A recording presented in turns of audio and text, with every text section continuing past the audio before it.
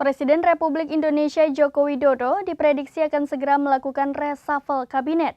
Hal ini menyusul ditetapkannya Menteri Komunikasi dan Informatika yang juga Sekjen Partai Nasdem, Johnny G. Plate, sebagai tersangka kasus dugaan korupsi Tower Base Transceiver Station.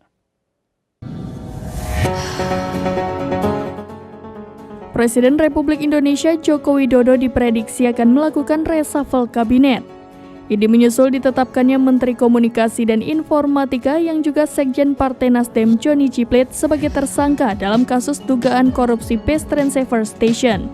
Kini Johnny G. Plate telah ditahan oleh Kejaksaan Agung. Jokowi telah menunjuk Mahfud MD menjadi PLT Menkominfo.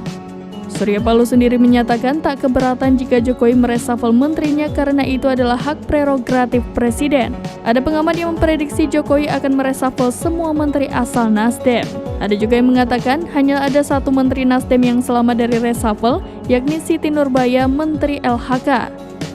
Sejumlah nama pun digadang-gadang cocok menggantikan Johnny G. Plate menjadi Menkominfo, yakni Ketua Umum Partai Persatuan Indonesia atau Perindo Haritanu Sudibjo dan mantan Panglima TNI Andika Perkasa.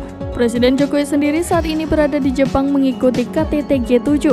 Pengamat politik Ujang Komarudin menyebut Presiden Jokowi untuk gerak cepat mencari sosok pengganti Johnny G. Plate untuk mengisi jabatan Menteri Komunikasi dan Informatika. Ujang Komarudin mengatakan bahwa reshuffle harus segera dilakukan. Pemerintah, kata Ujang, harus cepat menunjuk sosok untuk menggantikan Johnny G. Plate. Pengamat politik itu juga menuturkan bahwa Presiden Jokowi jangan melakukan banyak pertimbangan untuk memilih sosok yang menggantikan Johnny G. Plate.